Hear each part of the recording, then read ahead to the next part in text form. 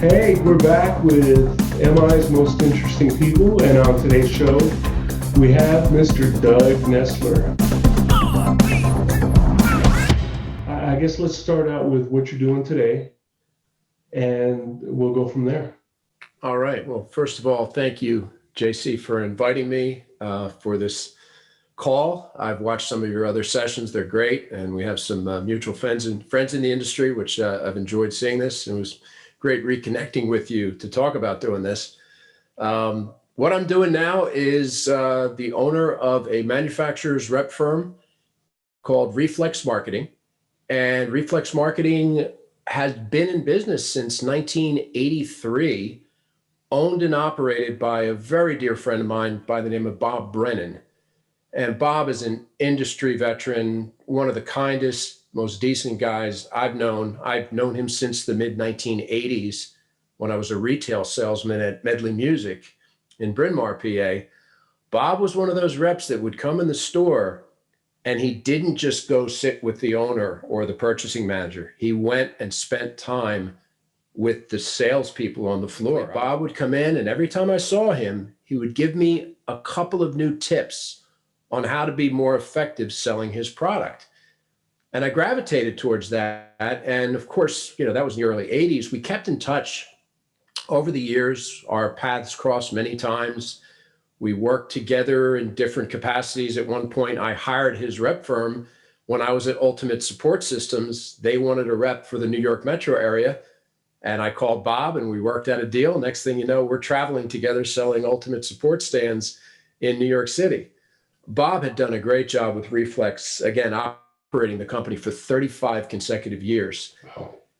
I called him up in the middle of 2018, probably around July. And at the time I was in between jobs, kind of trying to figure out what my next adventure was going to be. I was actually itching to get back on the road and travel again, because the 4.5 years prior, I was working for American Musical Supply. So I called Bob up one July day. I said, "Hey, Bob, which of your vendors is looking for a guy like me?" And he really set me back. He goes, "Don't do that." Bob's a very low-key guy. He just says, "Don't do that. I want you to own Reflex Marketing. I want you to buy Reflex Marketing."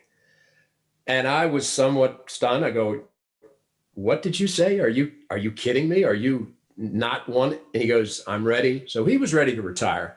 The years and effort he put in, well-deserved time to enjoy the fruits of his decades of labor. He's been in the industry probably 50 years and operated Reflex for 35. So we started a conversation mid to late July of 18. I went up to Long Island. He lives up in Long Island. We had a pleasant dinner meeting at our favorite Italian place. And he showed me a few numbers. And I looked at this one particular sheet of paper. And I said, "I'm in." It looked really good because I already knew Bob had a stellar reputation. Reflex had some very strong vendors. And most importantly, had the relationships with the dealers in the New York metropolitan area. So Reflex was in New York, New Jersey, a little bit of Eastern PA, a typical New York metro firm. So July went on to August, September, October. We kept talking, trying to hammer out an arrangement for me to buy him out. And we did work out a very fair and reasonable arrangement and agreement that I would become the owner of Reflex Marketing January 1st of 2019. That was the plan. So on November 1st of 18, we met at his favorite Irish pub. It's called the Molly Wee, just in the shadow of Madison Square Garden in Manhattan. We had our formal signing of the agreement and shook hands. And so officially on November 1st, I signed the agreement and I was to start operating as the owner 2 months later. And the plan was to go to January NAMM. We would go together. Bob would introduce me to the vendors. It would be this would be my comeuppance, I think, as they say. And ironically, about 2 weeks after I signed the agreement to acquire Reflex, I was given an unexpected advanced cancer diagnosis. It was advanced bladder cancer, and I really don't want to necessarily dwell on that, except to say it threw a real a monkey wrench into our plans. Yeah. It went from bad to worse after the first surgery revealed it was pretty serious. And so instead of going to the NAMM show, I was at the University of Pennsylvania Hospital getting some heavy chemo January and February, and then went on in April of 2018 to save my life. They had to go through a radical surgery procedure that was pretty serious, and it took months to get back to recover. Wow. And again, I'll say again, Bob is a wonderful, decent human being. Anybody who knows him, who might be watching this present our conversation here, will know he stood by me the entire year. I called him up and I said, Bob, what are we going to do? I've got a bad situation on my hands. He didn't even blink, JC. He just said, what are you talking about? You go get healthy. I'll keep an eye on the business. That's the kind of guy he is. And so you can go through 2019. You might say it was the gut punch of a lifetime. After spending quite a bit of time trying to get in shape, I was 58. I'm no bodybuilder, but I was in decent shape for a 58-year-old man. And then I'm faced with the battle of a lifetime. And it took the better part of the year to kind of get back on my feet and to start get integrated into the business. And it was a tough year with that being the case, but we got through it. Then last year, January of 2020, I was able to go to the NAMM show. And at the time, one of the people that was working for Reflex decided to retire. So I was able to recruit and add some new people. And I ended up adding Randy Shamber as a regional sales manager. I'm very grateful also that several of the vendors who I've known for these many years reached out to me and offered Reflex Marketing more product lines. You might see a couple of Breedlove guitars behind me, and there's good reason for that. My dear friend Jerry Lambert called in October of 2019 and offered us Breedlove guitars. And at the time we were looking for an acoustic guitar supplier, and who could ask for something better than Breedlove? But there was one catch, and the catch was Jerry wanted me to cover the mid-Atlantic states and not just New York, New Jersey, where Reflex was firmly established. And of course, I accepted the challenge and the opportunity, thinking that if I did that, possibly other vendors would want to work with us in that geographical area, of course, Virginia, Maryland, Delaware, and DC. And then suddenly we get the opportunity to pick up Schecter in New York, New Jersey. And then they asked us to push up into New England. So long story short, we have gone from a New York Metro rep firm to now covering Maine to Virginia for a number of very well-established suppliers, including Bond Audio, which is the D'Angelico, Supro, and Pigtronics. Breedlove we do from Maine to Virginia. Several other suppliers, NSD, Ned Steinberger Designs, Michael Tobias Basses. It's really been gratifying and exciting to see this company start to scale.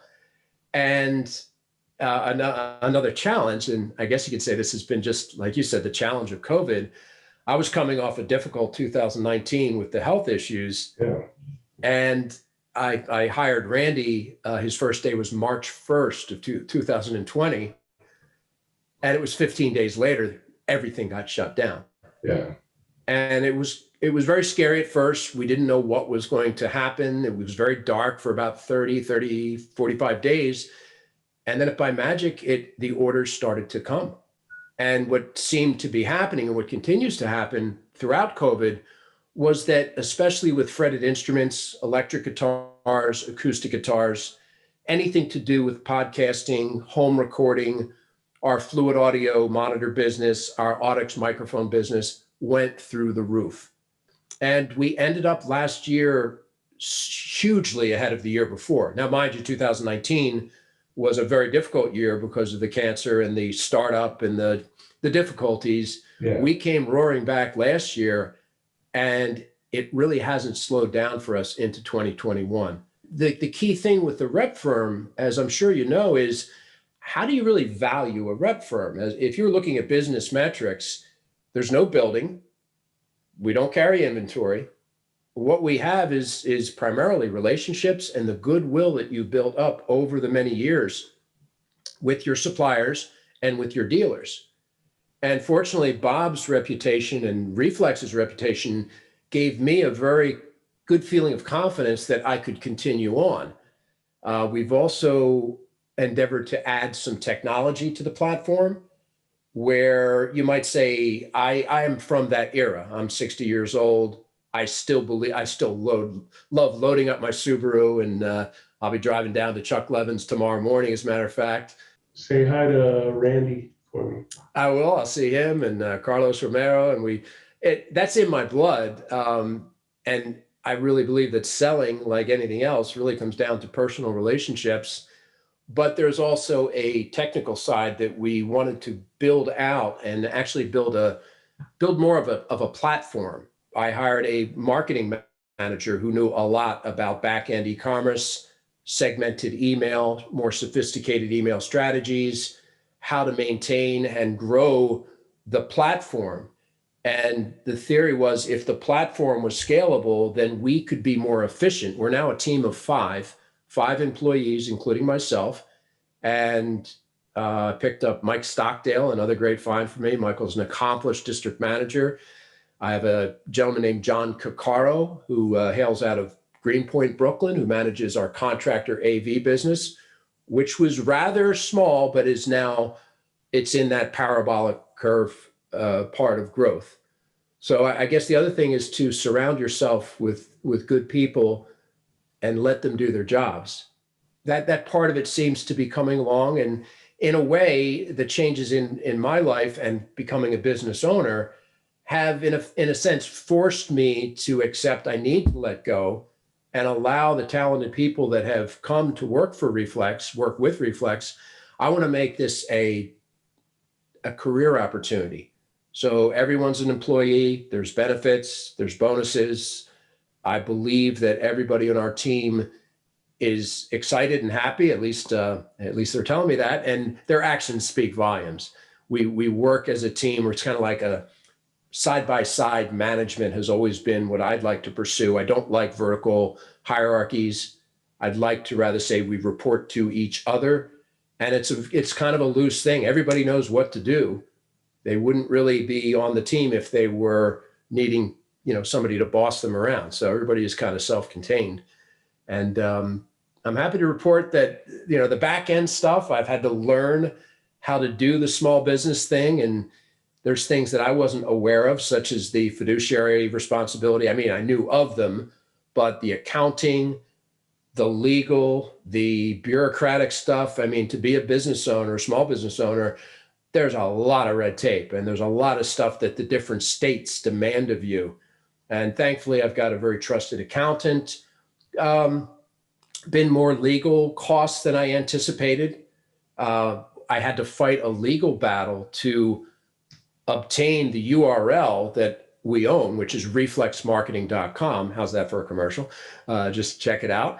And the fact was, the URL we had was reflexmarketingllc.com, but I felt it was reasonable, and we had 35 years of prior use to go after that URL. And it turns out it was being held hostage by, I learned a lot of new terms. Someone referred to as a cyber squatter. Yeah. Was sitting on the URL and from my perspective, tried to extort a lot of money from me. And we wouldn't have any part of that. And we took them to court and won. Good for you. Yeah.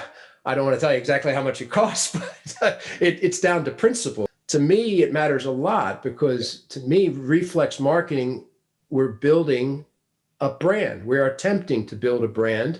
We believe we're doing the right things. So why shouldn't I own reflexmarketing.com? And our marketing communications manager is Elena Althouse. Elena also happens to be my eldest daughter. I can assure you, though, there was no nepotism involved. with the hiring decision. Elena was second in command at the NHL.com shop, Oh, wow. working for a big company called Fanatics. So if you wanted a Philadelphia Flyers jersey or whatever it might be, chances are you're buying it through Fanatics. And Elena was the assistant manager of the web store. So she came complete with a lot of back-end knowledge, HTML, again, the sophisticated email strategies. None of that was new to her.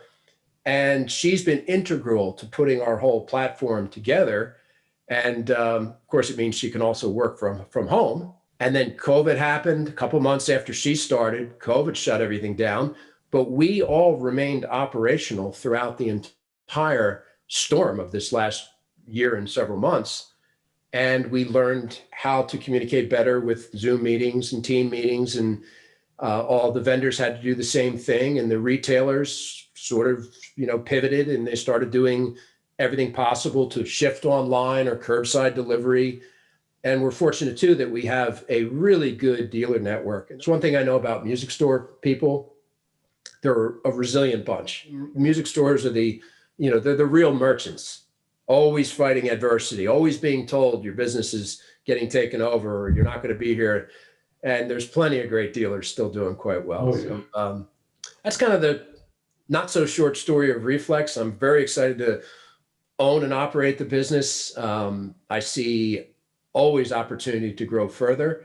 We're pretty much at maximum capacity now in terms of the number of suppliers versus the number of people. Yeah. So what we're working on now is ways to be more effective and efficient so that we always serve our vendors properly. And of course, we always do what's correct with our retailers. Show up, follow up, endear yourself to your customer, support them vigorously. That's been my mantra for 40 years about how to be a rep. Simple things.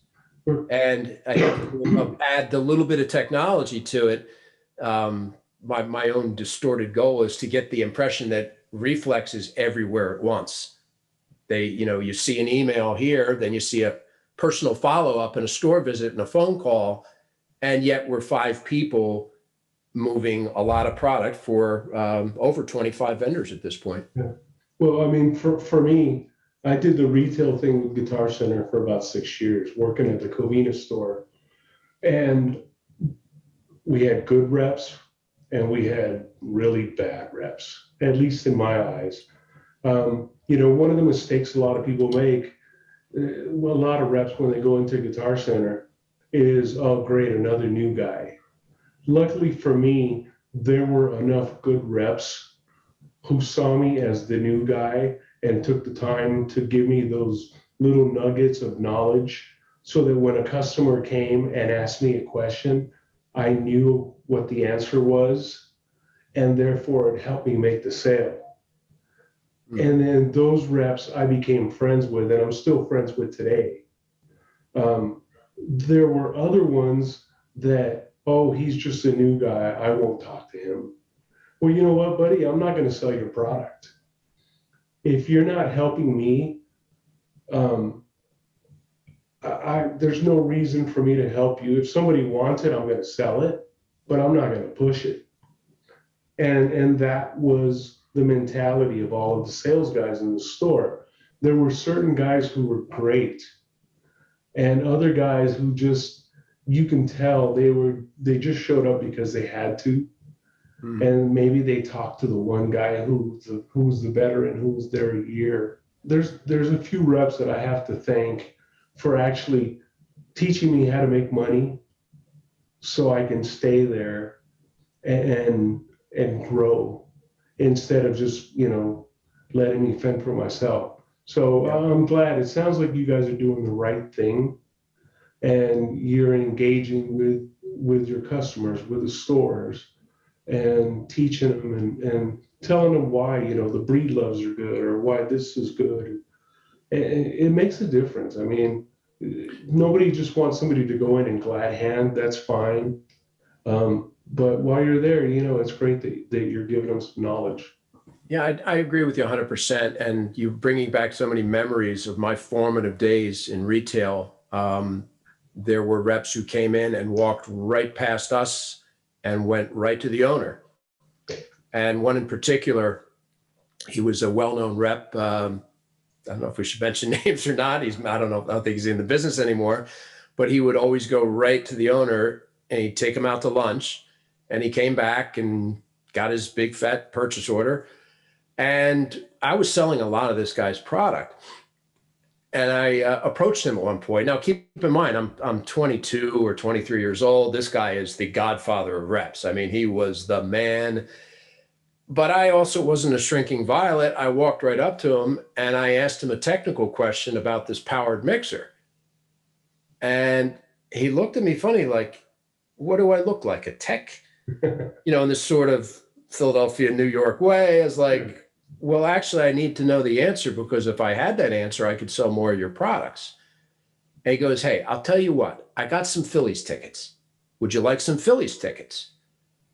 And I said, no, I don't want Phillies tickets. I really was just looking for an answer. And in other words, I was trying to make the point that had he given me the information, but then again, there were the guys you talk about. John Bezgian was the Moog rep.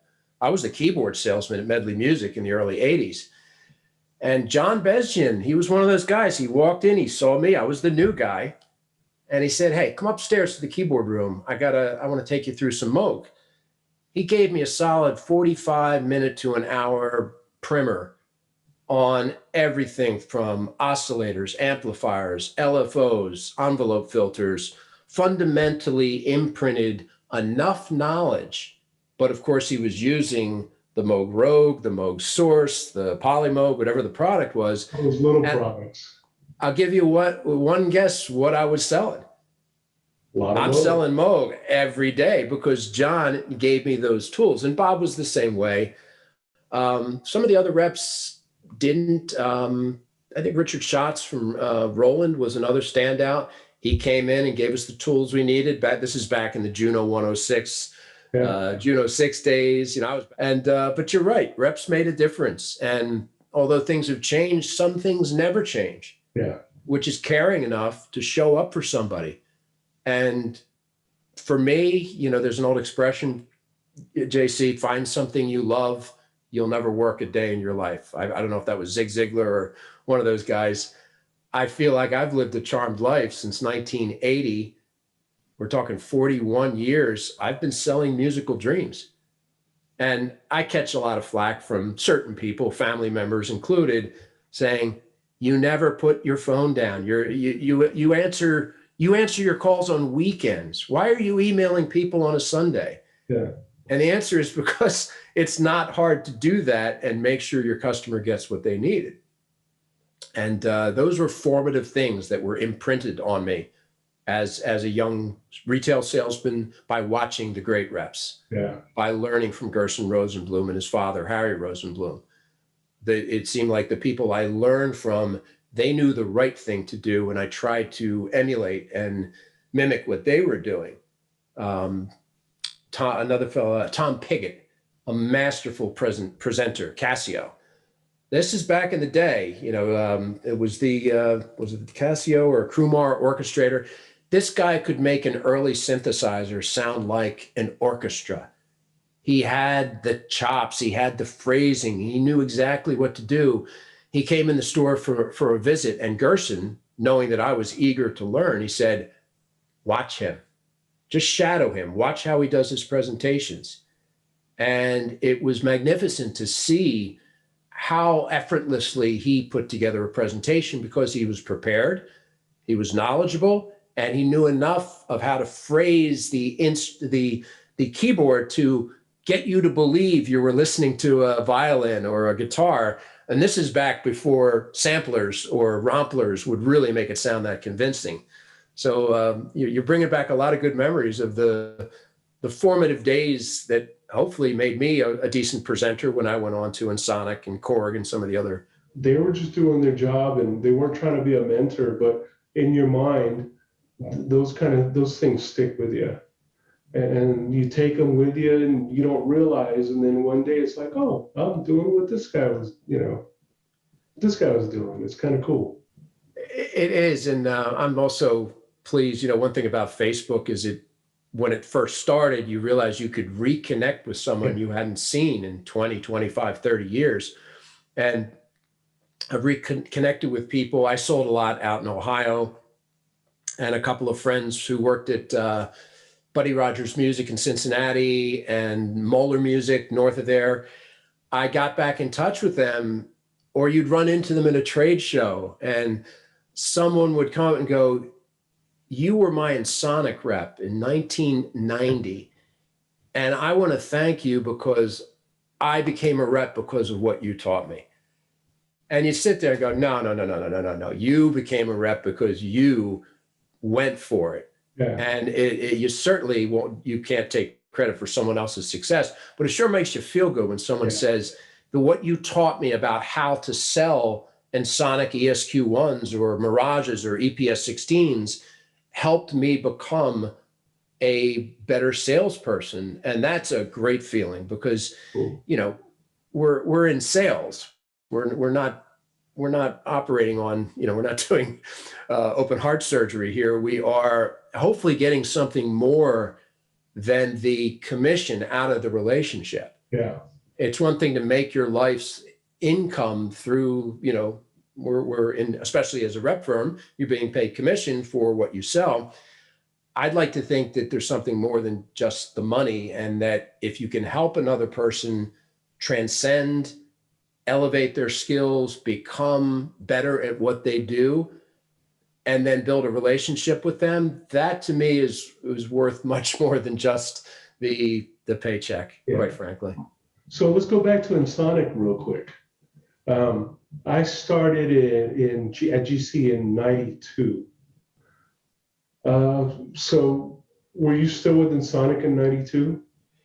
Yeah, actually, I started at Ensoniq in 1986, I believe. I was right out of Medley, right, 85, 86.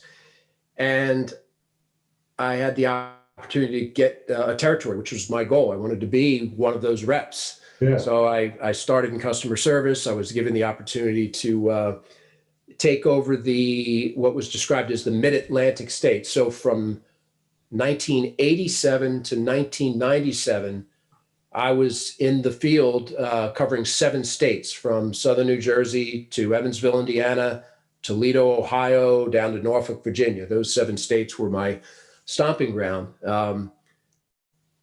And that there are, I'm sure you know some of the guys even a little bit further at GC. Oh goodness, Paul Alec, even Josh Blacker, and some of these other guys. We were involved with Ensoniq. I'll tell you a real quick Ensoniq story, if I could. I was working in customer service at Ensoniq. I had left Medley, had the opportunity to get to the vendor side, and I was doing customer service. And it was on the eve of the launch of the ESQ1. And the ESQ1 was, for all intents and purposes, a workstation. Didn't have a disk drive, but it had a 8-track sequencer. It was 8-note polyphonic. Of course, you had to be very clever because the 9th note you played canceled the first note. So you also had to be very cautious about how you played the chordings and whatnot. And I was in customer service, but I was also at home beta testing the ESQ1.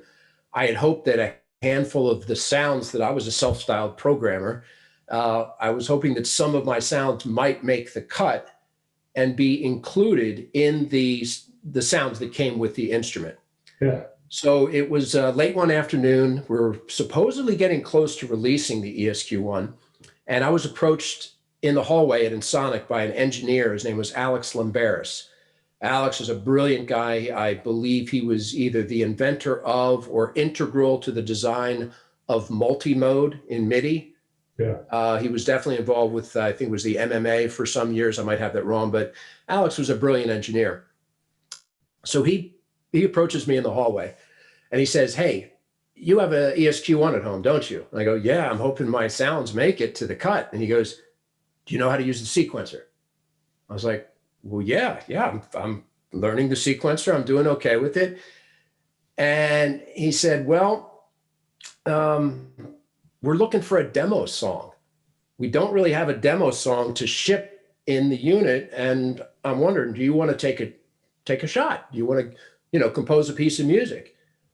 I was like, absolutely, I'll give it a shot. So he pulled a Columbo on me. He starts walking away and he turns around and he goes, there's just one more thing. I need it by tomorrow morning. So I go home that night, and I was living in a row house in just west of Philadelphia. My wife and I didn't have any money. We came from nothing. We had our first house was $29,900. Of course, that's a cheap car today, right? Or a modestly priced car today. And I went home and I had the ESQ1. It was actually in a garage studio. I probably stayed up to 3 o'clock in the morning, and I took little bits and pieces of songs that I had been trying to write myself, my own original songs, and I spliced them together into this little ditty. It was a little bouncy, definitely 80s synth pop. And if you remember the ESQ1, it had this sort of boxy kick and a paper thin Simmons snare, and it had some great sounds. And I wrote this tune. So, bleary-eyed, I come in the next day, and of course, you would transfer data using cassette tape. So we went into the marketing conference room and they transferred the data into the ESQ1, and there was marketing people there, engineers there. And here I am, a young customer service rep, pardon me. And they hit play and the song starts. Dun, dun, dun, dun, dun, dun, dun, dun, dun, dun. Anyway, so they all start dancing around the room. And I'm just sitting there going, I don't know what's happening here. And they made the decision then and there that little tune was going to be the demo song that shipped with the ESQ1. Oh, that's awesome. And the ESQ1 went on to become a huge success for Ensoniq. So I have one thing I can tell you, my contribution, maybe my greatest contribution to the music side of the industry, is that 35,000 people have erased my song at one point or another to make room in their sequencers. But the funny thing is, I would run into people from the West Coast, from GC stores. And, we started to, as I became a rep, I would meet people go, you're not going to believe this. That demo song helped me sell dozens, if not hundreds of Ensoniq ESQ1s. And again, you go, wow, that makes me feel good. I wish I got a royalty, but I didn't. And, it was very funny. There's a lot of other stories tied to that era, but was doing a clinic at one point at a store, George's Music in North Wales. And there was a representative in from Ensoniq Japan. So we went out to dinner, and he was with someone who spoke no English at all. And I'm trying to be very polite. I'm sitting across from this gentleman, and I mentioned that the demo song in the ESQ1 was one of my compositions. And his Japanese counterpart explained what I had said to him. And he looks and he goes, dun, dun, dun. And he knew the song. So, great flashbacks, JC. That's cool. So on the Ensoniq, whose idea was it to put the happy faces under the knobs? On which one? I don't know. I just remember I worked in the pro audio section, but whenever I got a chance, I'd go over to the keyboard section because I always liked them. And I remember one of the reps showing me that if you pulled the knob off the Ensoniq, there was actually a happy face. There's something new you learn every day. I didn't know that. I didn't know that. Those were some great years, though. The experience of repping back then was quite different. You got a rep, a territory, and again, my children were like, "What do you mean they didn't have cell phones? What do you mean you didn't have the internet?" And it was like they didn't exist yet.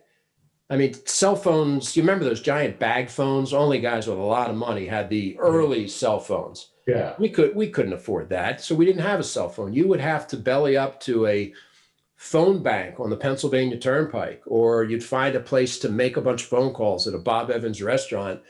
And I always had a clipboard because you had to stand there sometimes for hours, smiling and dialing, as the expression goes, and making notes on your clipboard until you hit your number for the day. When I started, I got my first new car when I got to Territory in 1987, and I got a brand new Oldsmobile Cutlass Sierra. I remember it.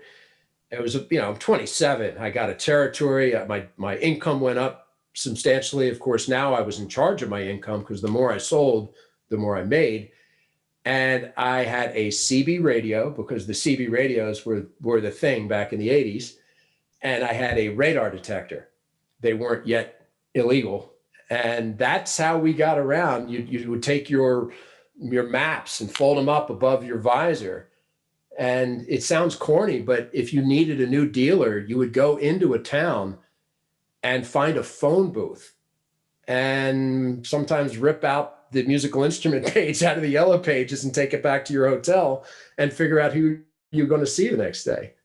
And that's old school selling, and that's the beginning. And then things change over the years. It's just, now we have smartphones that are more powerful than supercomputers were, and it's just another tool. Question is, how do you use it, and do you travel effectively? Some other things have never changed. You jump in your car. How effective and efficient is your trip going to be? Did you plan it? Are you seeing the right people? Are you going into a market? I called it concentric selling, where you would go into a market, move around and see all the participants you possibly could during your trip before you move to the next market. Little things like that, instead of backtracking and doubling over yourself and running around putting out fires, you'd try to have a trip that was very organized and would yield better results. That's great info. So how did you get started in this? I mean, I'm sure you weren't 6 years old going, hey, I want to get in the music business and be a rep. How did you fall into it? Well, I guess go back and say I grew up in a family of accomplished musicians. Music was in the family. My father was, he's departed for some years now, but was an accomplished aerospace engineer, a rocket scientist by any other word. He developed heat shield reentry systems for the Apollo spacecraft, intercontinental ballistic missile systems. Oh, wow. He worked at General Electric. He's a brilliant scientist. He was an aerothermodynamic engineer. My brothers and sisters, engineers, attorneys, psychologists, accomplished classical musician. My sister Sue was the first chair in the Pennsylvania Orchestra in violin. My brother, clarinet, all classically trained. Me, I dropped out of college to join a rock band that was this close to getting a record contract. I was the black sheep. I did take music lessons when I was young, but I didn't really want to pursue classical music. When I was 16, I was asked to join a band, 1976, and I borrowed $500 from my mom, and I got a Hammond organ.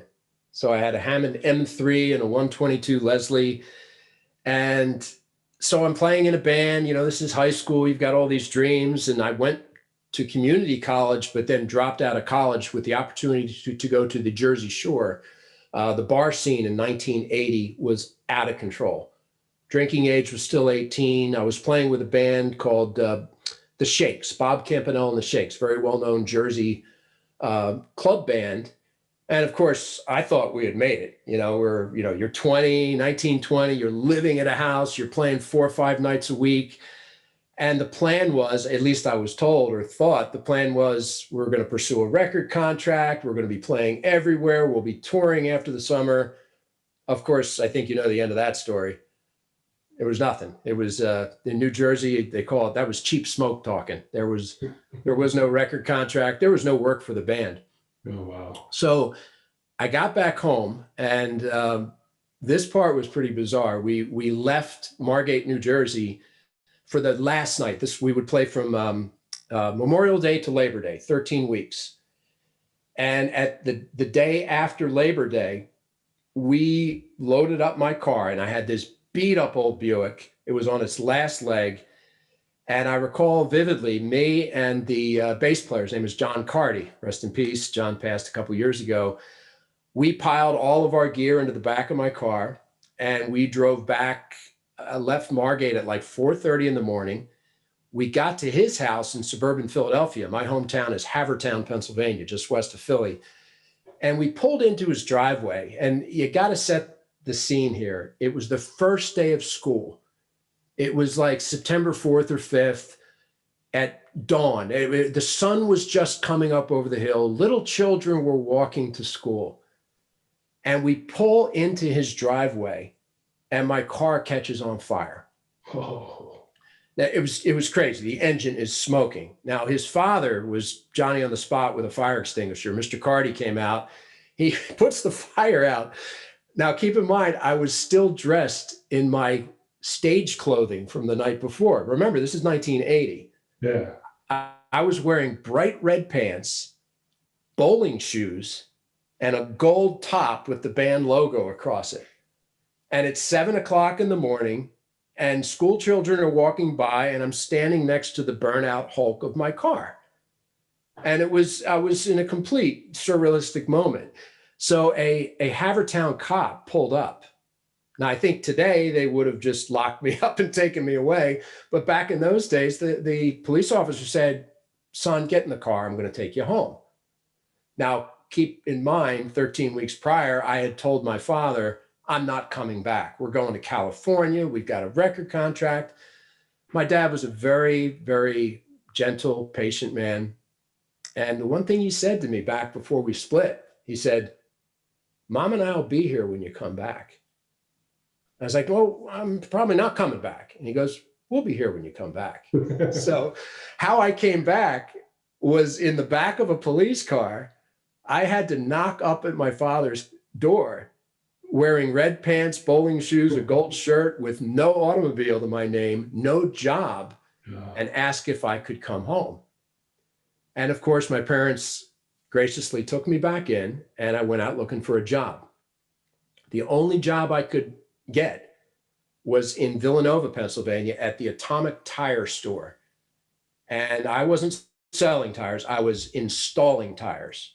And it was sort of an indoor-outdoor thing. And September got to October to November, it was getting very cold. The band wasn't working. My hands were getting, messed up from the weather. And this is back in the day. You remember the muscle cars of that era, Le Mans and Camaros and GTOs? Well, when these guys rolled in, their wheels were these fat mag wheels. And we had to put a special adapter on the spin balance machine. And I wasn't really ever trained how to do it properly. As a matter of fact, there's another moment where you go, I remember this moment exactly as it happened, or at least as I recall. There was a manager, his name was Carlos. He was like, "There's a 4-banger coming in," which meant there's a car coming in, 4 tires. Don't mess up those rims, because they were deep dish mags on a very expensive car. So he starts yelling at me, "Put the adapter on, put the adapter on. What are you waiting for?" So I take this big metal spin balance adapter and I try to place it onto the machine. I grab the air gun and I hit the air gun, and one of the lugs spun around my finger. So in an instant, it was like, and I pulled my hand out, and this finger was spun almost down to the bone. Oh, I mean, it looked like cottage cheese and roast beef. It was gross. And I was in shock. My hand was basically crushed in this machine. So I went into the manager's office, and the manager's, his name was Jack Davis. And he was a cool guy. Mind you, we're all 20. This guy was like 35. He had a Corvette. He had a divorcee girlfriend, and he knew I played in a band. And I went into his office. I said, "Mr. Davis," my hand's shaking. I had it covered with an oil rag. I said, "I got my hand caught in the spin balance machine." And he didn't blink. He reaches into his drawer of his desk, gives me a Band-Aid. He says, "Put that Band-Aid on or get the F out of here." And I said, "Well, I'll take the latter." And I left and I walked out. Now, at that point, I had borrowed another $300 from my mom and bought a 1963 Plymouth Valiant with a 3-on-the-tree transmission. So now think about this. I'm 20 years old. I had walked away from an education. The band wasn't working. I just quit my job and my finger was crushed, and I'm a keyboard player. It was the lowest low point of my life. So I went to a bar in 69th Street, not far from the Tower Theater, where many famous concerts were created, including Bowie Live. And I went to this bar that evening with one thought in mind, and that was just to get hammered and to drink my blues away. So it was about 1 o'clock that morning, and in walks one of the local drummers, a guy named David Marabella. Dave Marabella was a solid drummer, and he worked at Medley Music up in Bryn Mawr. So Dave walks in. Of course, I'm 3 sheets to the wind. I said, Dave, dude, check this out. And I tell him this whole sordid tale of how my hand got crushed, how I quit my job, how I have this beat up car. I don't know what to do. And he said, you got to go to the music store tomorrow. There was a gentleman there named Richard Kiphorn, who's actually still in the industry. He was the keyboard salesman, and he had just quit his job. Oddly enough, he quit his job to go to work for a tire company called National Tire Wholesaler, something like NTW. And I said to Dave, I still thought maybe I was going to be a rock and roll star. And the fact is, he said to me, he said, get over it. You're not going to be a rock star. Go to Medley and ask for the job. So fast forward to the next day. I cleaned myself up. Now, mind you, I'm working in a garage. I had dirty, dirt under my fingernails. I was a scruffy looking kid. I didn't really have a lot of self-confidence, but I somehow got up the gumption to go to the music store. I walk into Medley Music, and I walked up to the first person who looked like an adult. And it happened to be Gerson Rosenblum. And I walked up to him with, I was shaking inside. I was really unsure. And I said, excuse me, sir, I'd like to apply for the keyboard sales job. And I know he looked me up and down and he goes, we're not hiring. And something inside me said, don't take that for an answer. And I said, with all due respect, sir, I understand the other fellow just recently quit. Could you at least give me a chance? Now, Gerson's father, unknown to me, I'm locked onto this guy. 10 feet away, Harry Rosenblum, his father and the founder of Medley Music, was watching this happen. And I grew up listening and hearing a lot of Yiddish. My grandfather was a Russian immigrant, and he spoke Yiddish in the house. And Harry had a mannerism. And he said, hey, that kid's got chutzpah. And I knew what chutzpah was. And he goes, give him a chance. So Gerson, there's another Yiddish word called feh, F-E-H. Feh is like an expression of disgust. So Gerson says, feh. He goes, you're hired. Come in tomorrow. So I came in the next day. And I walked right up to Gerson and I said, I'm here reporting for duty. Is there any training? And he just about fell over. He said, kid, get out of my sight. Keyboards are upstairs. Guitars are downstairs. It was like this house full of instruments on Lancaster Avenue. He said, I don't want to see you. Just get away. So, of course, I hightailed it for the keyboard room because I wanted to sell keyboards. And we had Gerson, give credit to Gerson Rosenblum. He was a pioneer in those days. He had 50 keyboards on display. Wow. He was selling everything from everyone. He had a Fairlight, Korg, Roland, Yamaha, Oberheim, and he had an emulator, Moog. All the brands were there. And somehow, within 2 weeks, it all clicked, and I became their top grossing salesperson. Oh, awesome. That was 41 years ago. So that's how I got in the business. Sorry about the twists and turns, but that's good. It really was kind of like stumbling into something and then realizing you found what you wanted to do. Yeah, that's a great story. So after Medley, did you go to Ensoniq after Medley, or? Yes, the opportunity came up in it was probably 1985 or so. This young startup company, Ensoniq, they were over in Malvern, Pennsylvania, which was not far from where I lived. So I was contacted by a gentleman who used to work at Medley, but had gone to this company, Ensoniq. It was an engineer named Tom Metcalf. Tom called me up and said, you got to go up to Ensoniq. They need a customer service person. You got to get out of retail and get over to the manufacturing side. As a matter of fact, they asked me and I recommended you. So I went over and, I got this customer service job. And this is just as Ensoniq was starting to explode. The Mirage was out. They hadn't yet shipped the ESQ1. That's where that demo story came in. And I was there for a couple of years, 1985, 6, and 7, into middle of 1987. And I got a review from Dan Garrett, another formative person in my career. Dan was the VP of sales at Ensoniq. He took me out to lunch, gave me a very, very nice review and a raise, and I was feeling good about that. And again, that little voice in my head was, you need to ask for what you want. And I said, Dan, thank you for the raise, but I would really believe I could do well as a district sales manager. When the next opportunity comes up, would you consider me for a rep job, outside sales job? And he looked at me funny. I'm 27. He goes, you don't have any experience. I said, well, how am I going to get the experience if you don't give me a chance? The catch-22. Yeah. And he goes, I don't know. So fast forward 6 months later, Ensoniq business was exploding.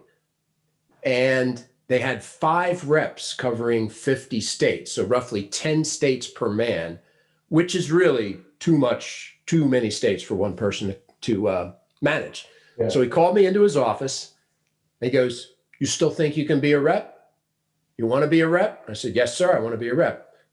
He points to a map, puts his finger down. He goes, you need to move here. And he had his finger on Frederick, Maryland. Now, mind you, my wife and I lived in this row house just west of Philadelphia. I said, why do I have to live in Frederick, Maryland?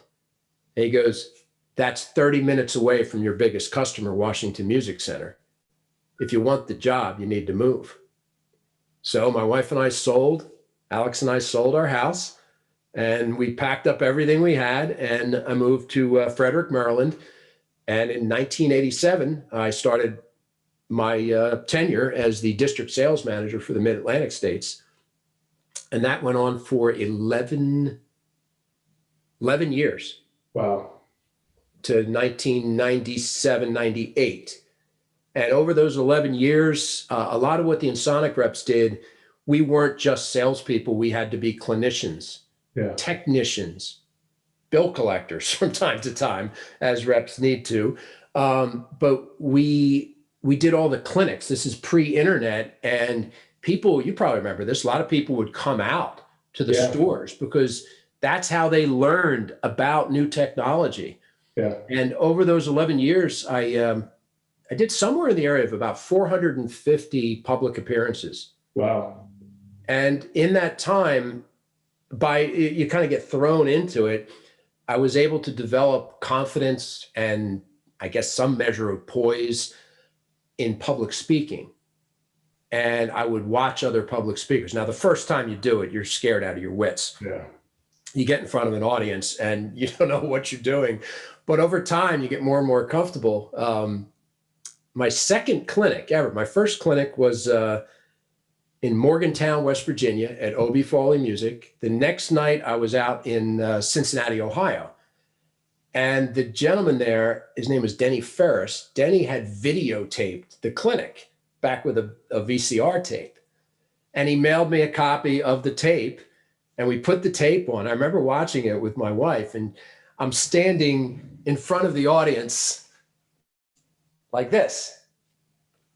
And Alex, my wife, she goes, you look awful. What are you doing with your hands like that? And I learned later that in public speaking, that's called the fig leaf. Like you're covering, like you don't have any clothes on. And it is interesting. Your body language says a lot about what you're doing. And I started trying to understand how what you say needed to manage what your body was doing. When you talked about a violin sound, or when you made your phraseology match your physiology, so to speak. So with Ensoniq keyboards, you could play a little, then say a little bit, play a little bit more. And we were demonstrating samplers, synthesizers, effects processor. It was a blast. And so it became a comfortable thing. And after 400 clinics, it almost became like Zen. You were doing it almost like an out-of-body experience. You could watch the teleprompter in your head. And I had pretty much eliminated the stammering and uncertainty, if you will.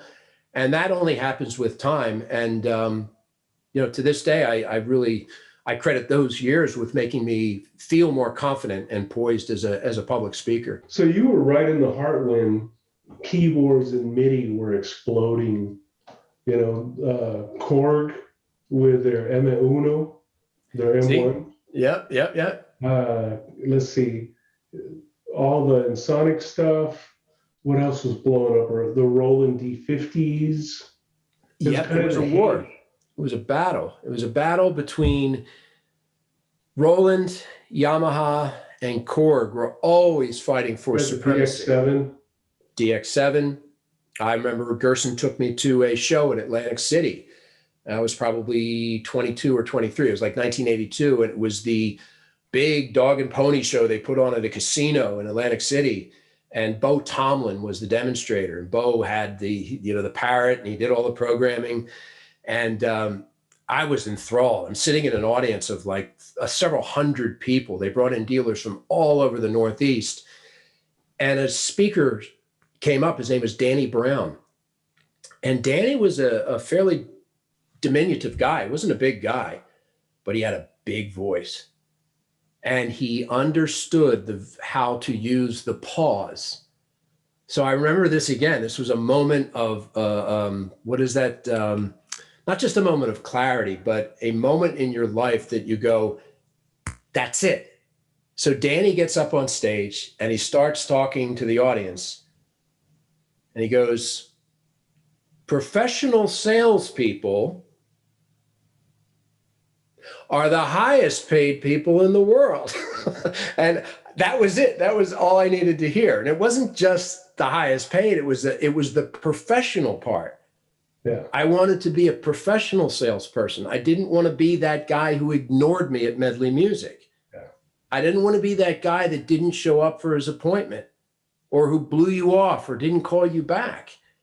And the added specter of making money just reinforced the idea that I could be a sales professional. And there was the brass ring. And Danny's speech had huge impact on my life. I mean, to this day, there's no hair on my head, but the hair on my arms is standing up, remembering that moment, that visceral moment of knowing this is what I want to do with my life. I want to be a professional salesperson. And when you mentioned M1 was the nemesis of the Ensoniq ESQ1. M1 was dominating. It was a tough act to follow. Plus the Korg reps had floor planning. There was a lot of things going on. The Korg had going very well with the M1. The D50 came along and introduced onboard effects for the first time, a synthesizer that had an effects chip. And that first sound in the D50, I think it was called Fantasia, something like that. It was like, you heard it and it was, the world was opening up. And then Korg, or I should say Ensoniq, tried to come back with the VFX, which was their first keyboard with the built-in effects processor.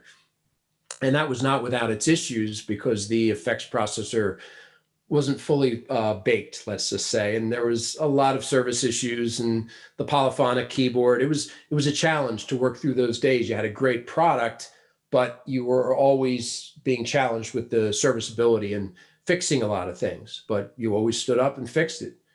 And you're right, JC, it was the heyday of synthesizers, because you think about it, where I came into it, 5-note synthesizers. The Prophet 5 had 5-note polyphonic. Then there was the Poly 6, with 6-note polyphonic. I had a Poly 6. Then the first 8-note polyphonic. And then the DX7 came, and then the 16-note polyphonic keyboards. And what happened was all the customers who had an 8-note synthesizer, the minute the 16-note synthesizers came out, they had to have them. There was this upgrade path, and I kind of saw that coming, and I kept a card file. So when the new keyboards were about to come in, I would call everyone I had a box. I'd call every customer and line up all of the sales for the next big thing. And people would come in and buy more and more and more. And it was, I'd say that heyday went on through about 2005 with the Korg Triton being, the huge success for Korg when I was there. And it was shortly after that controller keyboards and digital audio workstations started to turn the tide on the workstations. And there's a lot of history there too. But for those years, through the 80s, 90s, into the early 2000s, it was shooting fish in a barrel in terms of how many opportunities there were to sell synthesizers from all these great companies. And I was fortunate enough to go from Ensoniq. I did a 2-year hiatus. I worked with my close friend, Roy Elkins. I think you know Roy. Yeah. Roy ran the Ensoniq school. So Roy, we would bring retail salesmen into the Ensoniq school. Roy would train them for 2 or 3 days, whatever the thing was. It was a wonderful training program. And they went out and sold even more Ensoniq. So we all knew something weird was happening at Ensoniq. Things were getting a little weird. Roy took off and he went to Madison. I bought his house. We moved up here from Philadelphia, and we have this big place and land. And then he turned around and he hired me to work with him at Sonic Foundry. So I started commuting out to Madison, Wisconsin, and we barnstormed around the whole US, setting up distribution, hiring reps and rep firms. We went to Europe and did the same thing over there. And it was just the wildest time because the product was superb. SoundForge, rock solid 2-channel audio editor for PC, CD Architect, Redbook, burning software, and then an innovative product called Acid, which was the first product that let you time, stretch, and compress. Yeah. It was developed by an engineer named Chris Mulios. And Chris tried to sell this to Yamaha. They turned him down. And I think he went to some other companies. They turned him down. He went to Sonic Foundry, and they came up with the program Acid. So you could literally create and drag a loop across a DAW, and it would snap to a grid. And then you could change the pitch without changing the speed, and change the speed without changing. It was the first true DAW that could do that. So this is now up to about 1999. We went over to Frankfurt for the Frankfurt show, and a gentleman, it's funny, all the people you're indebted to for your life and your career, Jerry Kowarski. Jerry was a product manager at Korg, brilliant product manager. I know Jerry. I know Jerry going back to when he was at Casio and we ran across, but Jerry, he came over to the Sonic Foundry booth. He said, I need you to come to the Korg booth. There's something I want to show you. And you might recall before the Triton, there was the Trinity. The Korg Trinity had a touch screen. It had a wicked 48.1 megahertz. I mean, the sampling rate was a very crisp, I think it was 48K. It had a couple of issues, though. The Trinity, there was a latency problem with the touch screen.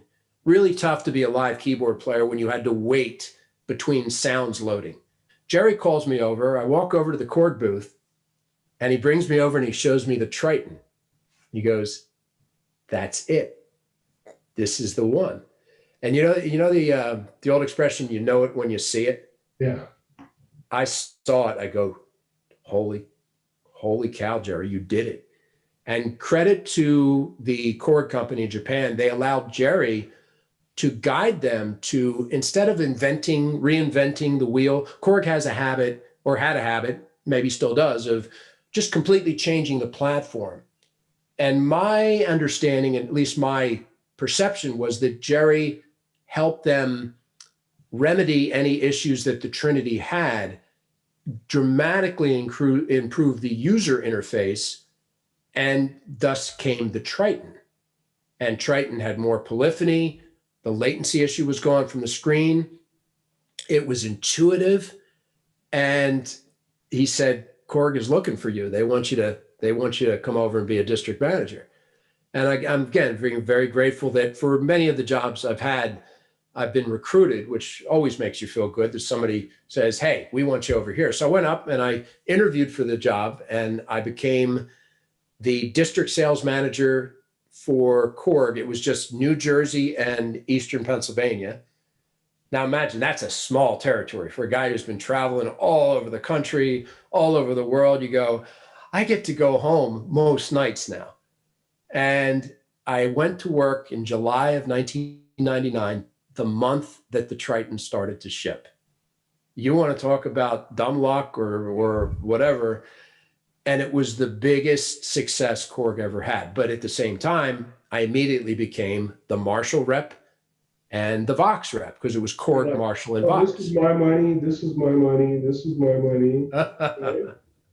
And it was just a great ride. And shortly thereafter, I was called up to New York by Joe Brado and Robert McCullough, and they said, we want you to start managing key accounts. I was like, well, I got a little experience there at Sonic Foundry. I did call on GC and Sweetwater and MF, and sure, I'll do that. And next thing you know, I'm calling on American Musical Supply and Sam Ash. And so I was doing key accounts and a territory and riding the Triton wave. It was the brass ring of all times. And it was a wonderful time because there was such a bigger portfolio of products. There was Korg tuners, ToneWorks effects, digital pianos, the different Marshall amps, and I have such good memories of those years of being able to go out and sell all those products. And then in 2007, I was offered the chance to become the director of sales. And Ken Fuente was there at the time as a VP, and he said, Doug, I'd like you to take the director's job. And I don't know about you, JC, but I guess I'm wired to think if I don't say yes, it will probably bother me the rest of my life, wondering if I could have done that job. Yeah. It was like, I have to say yes. And, hindsight being 2020, I know you can't rewrite the past. I probably should have said no. I had such a great territory, and I got home, and now I'm back on the national scene. I'm trying to manage 17 sales reps. And any business book will tell you 17 direct reports is way too many. Yeah. So it was 17 reps, 4 inside salespeople, and an inside sales operations manager, all reported to me. And guess what? Less than a year later, there was the Bear Stearns, Lehman Brothers financial meltdown, the housing bubble, and everything hit the crapper. It was trial by fire. Welcome to your new job. You need to fire people. Welcome to your new job. We need to restructure. And what had happened during this period of time, the dollar went in a really bad imbalance with the UK pound sterling. So that Marshall TSL 100 that was $14.99 overnight went to $21.99 and then to $24.99. It just went up to the point, what happened to unit sales? They collapsed. 1960A, the world's greatest known 4x12 cabinet, used to be $6.99. Overnight, it went to $9.99. Unit sales went to double digits. So it was a very difficult time because of the currency imbalance. Plus, consumers, if you recall, after 2008, 2009, the whole bubble burst and people were not buying. So you had this double whammy that made it very difficult. And Korg went through a very difficult time of multiple restructurings. I stayed there until 2011. I was promoted to VP of sales. And at that point, I chose for my own personal reasons to move on. And I left there after 12 years at Korg. So 11 years at Ensoniq, 2 years at Sonic Foundry, and 12 years at Korg. That was a heck of a run with those companies. And then after that, you started writing articles for Sound Marketing? A little bit after that, when I left Korg, I was offered the opportunity to work with Ultimate Support Systems. Oh, yeah. And I was there not for a long time, but I certainly enjoyed learning how to sell premium accessories. What a great brand. I'm the ultimate rep today, of course, so doubly excited about the company, but I worked there for a year. I was then recruited to work for U.S. Music Corporation. And this kind of came at the behest of the Marshall guys in the UK. They had terminated their relationship with Korg after, I think, 40 years. It broke my heart when Marshall said, "We're done with you guys." Long story behind that, but they moved on and set up shop with U.S. Music Corporation. And they asked me to come over and be the VP of sales for Marshall. So I did that for a short period of time. And I got a phone call from Jim Hovey, the owner of American Musical Supply, Musical Fulfillment. And Jim made a wonderful opportunity for me to come there as the VP of Sales and Marketing for American Musical Supply. And that was 4.5 years. And I learned a ton about B2B e-commerce, email systems.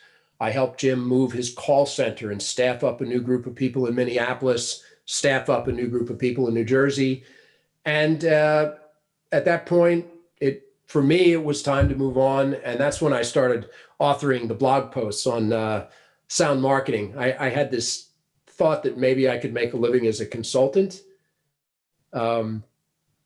Feast or famine, I think, is what came to mind. I got a couple of consulting engagements, and then you go, there's nothing. How am I going to pay my bills? So I continue to blog. There is a sound-marketing.com. I've authored about 44 articles over the last 2 years. I love writing short form essays. I've never been much for long form writing, but I like to write about what I know and what I'm doing. And I wrote about my trip to the Big Apple. And other times I write about a little bit more technical subjects about sales management, about key account management, about the things you and I have been talking about, the simplicity of showing up, following up, endearing yourself to your customer, supporting them vigorously. If you do those 4 things, number 5, don't be a jerk. Yeah. Be a good person, try to serve your customers and your vendors. And I think you distinguish yourself pretty quickly in your field. And I started writing about that, and I keep doing that even through the toughest times. It might sound kind of corny, but I wrote a blog post from my hospital room after my cancer surgery. It was mental. I didn't want to let it beat me. I didn't want to let it stop me from doing what I wanted to do. And sometimes I shake my head and go, well, you just keep pushing on. It's when you start getting down about things because challenges occur, health challenges. I'm a very fortunate man. I have 2 grandchildren on the way. Both of my daughters will be giving birth sometime in the next 2 weeks. Oh, congratulations. Thank you. My business is thriving because I have wonderful people, and the system that we put in place seems to be working fairly well. We've taken on some great vendors. The opportunities are there. So you look at the good and the bad, and you go, well, I'm 60. I blinked, 41 years went by. But the 41 years in the industry have been just such a joyous thing to think about. And it doesn't seem like work. I mean, work to me is digging a ditch, or guys out, working on lines in the middle of a hurricane. My job is child's play compared to that. And I get a real kick out of speaking with guys like you, who I know have been involved in the industry, not quite as long as me. I'm a little older than you, but you've been doing it a long time. And when I connected with you somehow or another, I was like, man, I watched a couple of your things. I'd love to be involved. And, even in the time we crossed paths when I was calling on GC, you were always very kind to me. Sometimes buyers can get put the wall up. You were always, I was selling you Korg, the dance machines. You were buying the DJ stuff from Korg. I forget what it was called, the EM. Well, anyway, and I remember Korg came out with a DJ mixer with a Chaos pad in it. Yes, and the Chaosilator. And yeah, I remember talking about that stuff, and we were talking about HK Audio earlier. But that's the kind of thing, is like you and Paul Alec and some of the other buyers I would interact with when I would come out to GC. It was always a great time. Even before the merger, I would go up to Medford and spend time with the MF buyers, all a bunch of great people. And you realize we're all kind of cut from the same cloth. And here we are decades later, still keeping in touch. And it's not a huge industry. That's why NAMM's kind of fun. I'm looking forward to January NAMM, as rekindling of the friendships and the people you don't get to see very much anymore. It's always difficult for me to let go of the past. And what was that simple book, Mike Covan's, another wonderful guy, rest in peace. Mike was at Korg for many, many decades. And he passed away at a very young 59 of lymphoma. And one sales meeting, we came in, all the reps came in, and he gave each of us a book. And it was a thin little book. It was called The Present. And the present was, I guess, an allegory. It was all about understanding that you shouldn't spend a lot of time grinding and regretting and trying to fix something that happened in the past. You can't change the past. But also, don't spend a lot of time, if any time, being anxious or worried about the future. You really can't control the future. And the whole parable, the story was, the gift is the present. The gift is now. Yeah. And it's easy to say it, and I still struggle with it. I read another good book called The Four Agreements, Don Miguel Ruiz, and it was kind of this idea of letting go of some of the things we were sort of conditioned to do, like regret and guilt and worry. And sure, I have a lot of regrets, the things I shoulda, coulda, woulda done, mistakes I've made. But right now I'm sitting here with you having a wonderful conversation and enjoying that moment. And the fact is, whatever, not to sound morbid, whatever time I'm given after the battles I've been through, I want to do good things for my children, my family, my community, my friends, my cohorts and colleagues. And the vehicle for me to do it right now is Reflex Marketing. And it's a great vehicle because I'm having a great time doing these things, learning something new every day, and enjoying the blogging and enjoying the opportunity to speak with you in this forum. This is a kick because you're bringing back so many great memories of an interesting career, I'd say, to say the least. What is your favorite piece of gear ever? If there was like one thing that you go, this is like the best thing ever in the whole wide world, what would it be? My favorite piece of gear is maybe the simplest piece of gear. It's the Marshall 1968 cabinet sitting over there. Now, I'll give my second favorite gear is the TSL 100 head that's sitting on it. Yeah. It's been sitting right here since I got it in 2000. So that head, I haven't changed the tubes since 2000. There is nothing like the feeling of hitting just a straight up A chord or, an AC/DC style lick, because it just moves you. It's the air that's moving through that cabinet. And you can tell I'm a big Marshall fanboy. That Marshall logo is burned into the collective consciousness of generations of not just musicians, but people. Nick Bocott, another person to give credit to. Nick was the product manager at Marshall. And one of the reasons I said that's my favorite gear, I was being trained by Nick Bocott to become the new Marshall rep in 1999. Now, keep in mind, I came from a keyboard background. I didn't know much about amplifiers. I went up to Korg up in Melville, New York, and they took me into the room, just me and Nick. And he had me for about 4 hours. And he took me through MG series, solid state, valve state at the time, the hybrid, with the valve preamp, solid state power. Then we went through vintage reissue, and then we went through JCM 2000, DSL 50. My head was spinning. I mean, he rattled off more model numbers, and he could tell that at that point, I was completely burned out after talking to him, and I probably wasn't going to remember anything. And Nick said something I'll never forget either, because he could tell I was completely frosted. He goes, "Mate, just remember one thing. Marshall, it's a woody knock to your chest." I can't even say it right. A woody knock to your chest. And he smacks his chest.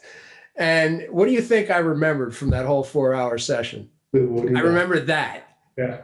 And Some years ago, I was Nick couldn't make it. It was a Sweetwater Gear Fest, and I was working at the time as the person representing Marshall, and Nick was the demonstrator. And something happened. There was some illness or something precluded Nick from coming in for Gear Fest, and I was somewhat reluctantly forced into standing at the Marshall booth for the entirety of Gear Fest. And we were repping, Korg was distributing Parker guitars at the time. So I basically grabbed a beautiful Parker Fly.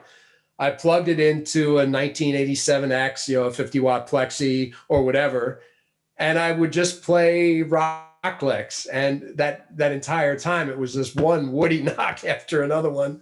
And I got plenty of complaints from the people over at the pavilion that it was just way too loud about 100 yards away. But no, that's my favorite gear. It's funny. It could be any of these guitars. It could be this beautiful, this Breedlove Jeff Bridges is a wonderful instrument. And you talk about nice folks, Rob. I'll show you this real quick. This is an example of myrtle wood. And this is the Jeff Bridges signature Oregon concerto cutaway. And you can see the wood. Oh, that's beautiful. Stunning. Yeah. Absolutely stunning. And this is near and dear to my heart, and I'll never let go of this guitar. That's probably my favorite acoustic. I've got this luthier Strat, that G&L Telly. You can tell I have a thing for tobacco burst guitars. But I get right down to it. I don't do it enough. I just love plugging in that Marshall and letting it rip. Thankfully, we live in a small town and I can play as loud as I want without too many complaints. Is that you said it was a G&L? This is a G&L ASAT. Ah, look at you. Look at you. Yeah, it's a G&L. 1998 or 99, I think. This guitar, I recently got probably within the last year or so. I went to visit a music store up in Milford, Pennsylvania. As a matter of fact, I was there yesterday. Wonderful shop called Waterwheel Guitars. And I was walking around the shop and I see this guitar, and I always wanted a G&L Telly. I've got a luthier Strat, but I wanted a G&L Telly in the worst way. And I said to Scott Weiss, I was like, what's the story with that ASAT Telly? He goes, well, I was sitting on it for a long time, and this and that needs a couple of adjustments. I'm like, well, what are you going to sell it to me for? So my first sales call to this dealer, I gave him $1,000 instead of the other way around. It's a great guitar. I'm by no means a master of what to play in a Telly. I just always wanted a nice Telly. Yeah, I mean, I practice scales, and I know a couple of chords, but I can't play. But that guitar called me. I remember walking at NAMM by the G&L booth. I had a lot of appointments with GC, so I'm walking from one end of the hall to the 3 halls down, and then I'd have to come back down. And I kept passing the G&L booth, and Rob Rizzuto was there. And every time I kind of like stopped for a minute, looked at it, and then kept going. And like finally at the last day of the show, I'm like, Rob, I need this guitar. It was just calling me every time I went by. I can't play, I'm not a good player, but there was just something that kept calling me. And it's my favorite. It just feels really nice. I know every time you say a little anecdote like that, it brings back, and it's crazy. The memories are so entwined. I was visiting, years ago, I was visiting Robbie's Music up in Wayne, and they were in and out of Gibson. Without talking too much about Gibson at that time, you were either in or out, and they were making typical demands. And he was pretty low on guitars, and he had a Les Paul Standard with a 60s style neck in wine red. And I looked at that guitar and it looked back at me. It was like, whoa, wait a second. This is where that guitar just, it's like, please get me out of here. So I left and I drove up to Ode to Bella Music up in Bergenfield, New Jersey. And the entire time up there, and while I was making the sales call, I felt this need to go back and buy that guitar. So I called John Albanese before he closed. I said, look, I'm up in Bergenfield. I got to come back and pick up that wine red Les Paul. Will you sell it to me? And of course he did. And I had that guitar for many years. I let go of it. I regret letting go of instruments, but sometimes if you're in between jobs, actually I have a few amps I let go of, and I probably didn't have to, but you make decisions based on the moment, you know, and I had a Yamaha DX9. I didn't have a DX7, but I had a DX9, and we had just recently gotten married and we needed a new garage door. And it was $1,000, which was about what I could get for the DX9. Well, guess where the DX9 went? Yeah. Sometimes you let them go. I kind of regret every instrument I've ever sold, but I'm still surrounded by so many friends up here. And as I can see, you have a great collection there. And I try to make it a point to pick up a guitar, even just I go back to the songs of the 60s and 70s I grew up with. I like playing acoustic versions of songs by The Who. It might sound a little bit odd, but I have about 8 or 9 Who songs that I've really enjoyed playing acoustic versions of. Yeah. You know, whether it's Squeezebox or Substitute or Behind Blue Eyes. There's something about playing music, whether it's guitar or piano for me.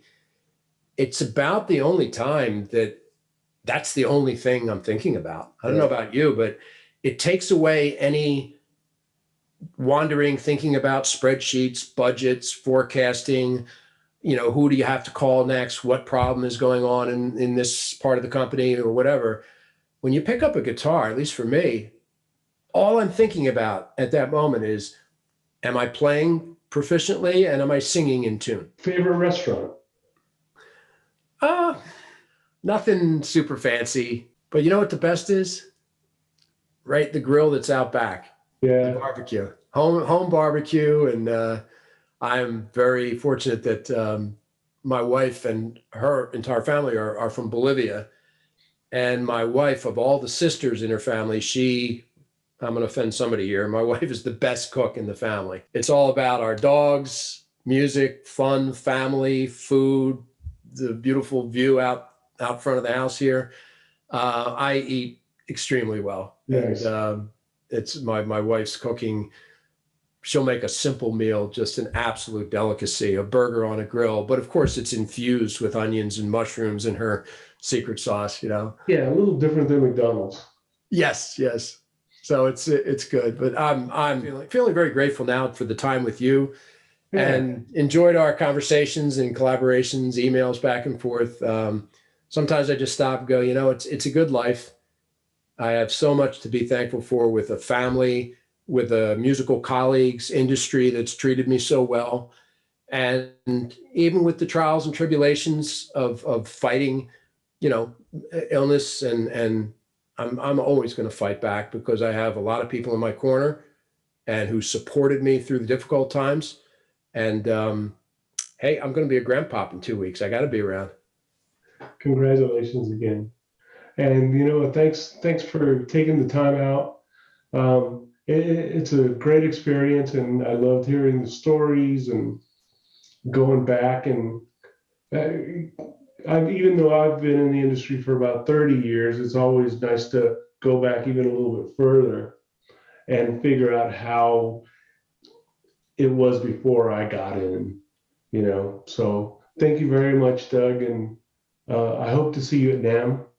I'll see you before then. So yeah, thank you, JC. It's a pleasure. I'll definitely be looking you up. We can grab a coffee or a bite out there. And thank you again for the opportunity to speak with you today. It was great. That was great. All right, thank you. All right, thanks. Take care. Ciao. Bye.